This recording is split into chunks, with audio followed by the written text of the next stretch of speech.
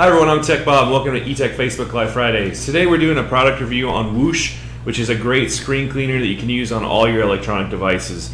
What you see in front of you today are the options that we offer on the website. After I do a quick demonstration of the product and its uses, we'll show you where to locate that on our website. But just starting on my left side, camera right side, we have the small, medium, and large. They're called the, let me read it off the thing so I don't get a screen: Pocket, Go, and Excel. So these are really good packaging options. You can hang them on your shop shelf and you can sell them to the customer, or you can use them internally in your repair shop yourself. They come with the cleaning cloth, so you have everything you need right out of the package.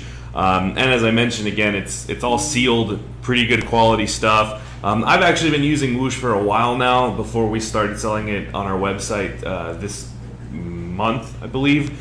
The cool thing about Whoosh is it's non-toxic. There's no alcohol or harmful chemicals in it, and not only does it clean your screen, it helps with kind of leave a protection layer to prevent against smudges and other type of imperfections. So as I mentioned, I have the 3 different options over here. I have the 12 pack of cleaning cloths here.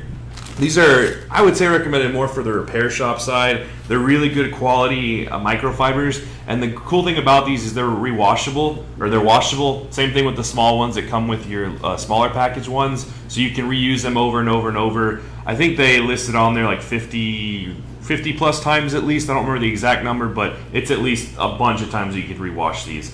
Then on this side, I have the larger version, which is what I'll be using today, since this version is geared more towards the repair shop, since you use a lot more of it. This one is the, I believe it's the grab and go, so it's almost the same size, if not the same size as the XL version, but it has the cloth embedded on the bottom. So you can have this in your car to clean, say, your navigation screen, or in your bag, backpack, purse, whatever, just so you have it with easy access and it's all in one thing.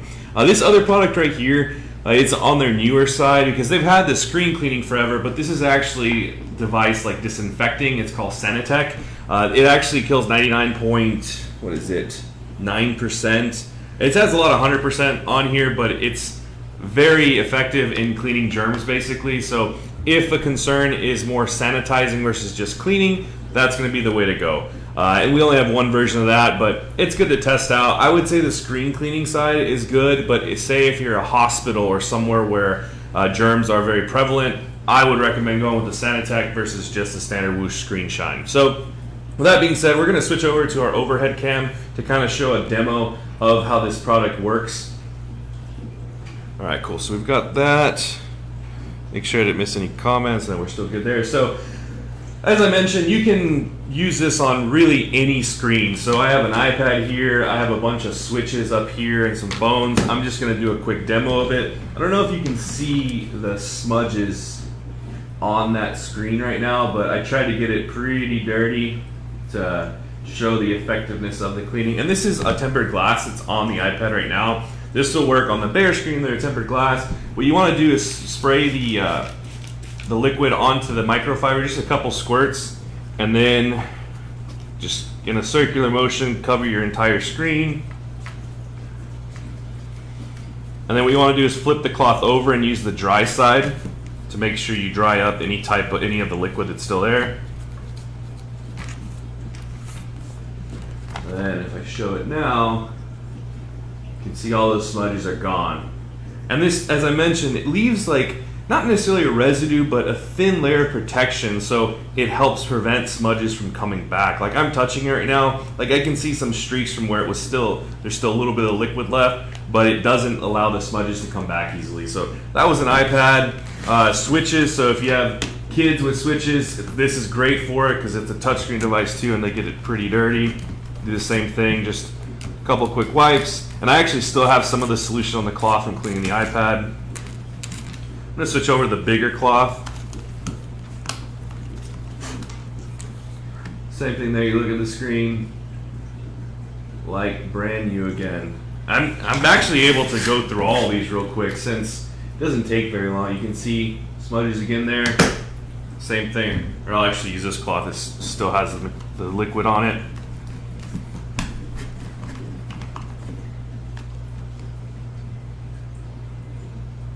Smudge free.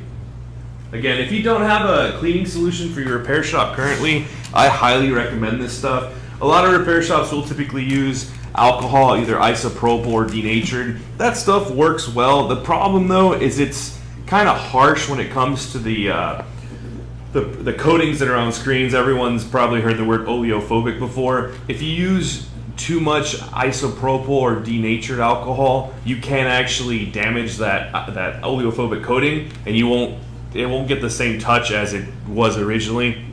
So this doesn't do that. Again, there's it, wipe down. And then the last two, I can probably do these at the same time since they're smaller. These are two phones. I believe one's a 13 and the other's a 12. I'm gonna wipe it down. Then use the dry cloth to kind of buff it clean. And there you go. That's Whoosh. So I use this, as I mentioned, the Screen Shine. This is just the big version of these smaller ones right here. As I mentioned, if you're a repair shop and you need something to use, I would probably go with this, since this will last you a lot longer than these smaller ones. But these are great to sell to customers that do have that concern for keeping their device screen clean. The Sanitec, again, I mentioned this is more for sanitizing. You can use just this because it'll do the same as the Screen Shine. It'll keep it pretty clean and just wipe it down. So this just disinfected versus just clean the screen. You can see there. And these don't really have, I mean, I can pick up a little bit, but it's virtually scent free. So it's great to use, no harmful smells or chemicals. So again, great stuff here. It is on our website under the screen cleaning category. So Scott's gonna switch over real quick to our website to show you where that's at. So you're gonna go to Tools and then Screen Cleaning on the bottom left section. Click on that. And we actually have a coupon code going from now to the end of the weekend. It's Whoosh, capital WHOOSH, and that's gonna give you 10% off any of the products on this category. So if you are looking to try this stuff out, it's the best time to do it. Highly recommend it. And again, I've used it for a long time, so it has the Tech Bob seal of approval. I wouldn't give it that unless I truly back the product. So that's where you find it. And then just to kind of close out, so that's all I had on Whoosh today. Let me see, I don't think I had any comments. Oh, Brett put the coupon code in there, awesome. Couple quick updates. Not a whole lot of time I'm gonna spend on this, but I'm sure everyone's seen in the news or Facebook this last week, iOS 16 and iPhone 14 have been two big topics of coverage. So the first one is iOS 16. There's been a lot out there that iOS 16 is causing issues with aftermarket screens, or in general just iPhone 12 Pro, 12 Pro Max, iPhone 11, 10R. Again, there's a lot kind of being thrown out there. Some manufacturers, some people have confirmed that there are issues. We're still working through that. What I can say right now that I would recommend as a repair shop and just general information to your customers is to avoid updating to iOS 16 until Apple does release an iOS 16.1 or 0.1, because what it seems like, just like it typically happens when they jump from like a 14 to a 15 or 15 to 16, there's some bugs that they didn't expect and they're trying to work them out. It seems like there are some screens that are having issues where either touch doesn't work or the screen blacks out, but that's only happening when you update to iOS 16, so avoid that for now. And if a customer does happen to update to iOS 16, you have an issue, there is a way to downgrade back to 15.3.7 or 15.7, I forget what the exact number is, but you can downgrade. And if you need instruction on that, we can definitely make a video on doing that. It's either using 3U Tools or iTunes, but it's definitely possible to get it back to where it was working. And then on the iPhone 14, there's been a lot out there as far as the design changes. So some things you may have seen is the iPhone 14 and 14 Plus, they open from the front and the back. So if you're doing a screen replacement, you can take the screen off the front, but say you're doing a battery or anything else, it looks like the glass actually has clips and some adhesive that holds it against the back of the frame where you can take that off the back. We are working on getting these phones in so we can do a teardown and confirm everything for ourselves. Some comments we've seen out there that aren't really factual yet are things like, now we have to gut the entire phone for a screen replacement. Doesn't seem like that's the case, because you can take the screen off from the front, but you still most likely will have to open the back to disconnect the battery to safely replace the screen.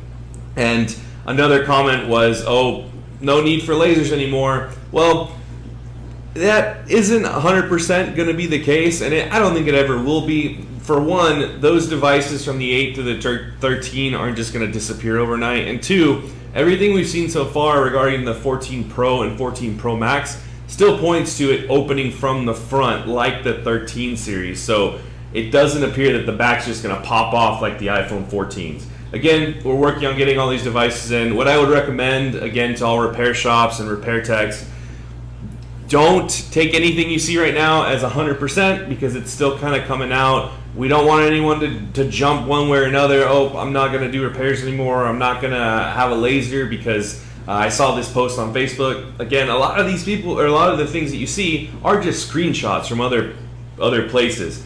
It's not a lot that we're seeing where they have the actual phone in front of them, and that's what we're waiting for until we have the phone in our hands in front of us to confirm what's actually true versus just a opinion or a something someone posted that isn't factual yet. So again, I wouldn't say there's any cause for alarm. Just like with every phone that's come out since really every iPhone, everyone says, oh, it looks like repair's not going to be possible. And every year we figure out how to repair it. So I would say stay calm, no cause for concern, and we'll figure this out together. Again, just like every other repair, all we need to do is figure out what is different, and we can figure it out from there. So with that being said, that's all I had for today as far as content goes. I did want to remind everyone the Gadget Repair Expo is coming up in October. It's October 13th and 14th. We're exhibiting at booth 113, and we're doing a workshop on back glass replacement with the laser. So make sure you come and say hi if you are going to the event. But that's all I have for today. I hope everyone has a great Friday and a great rest of your weekend.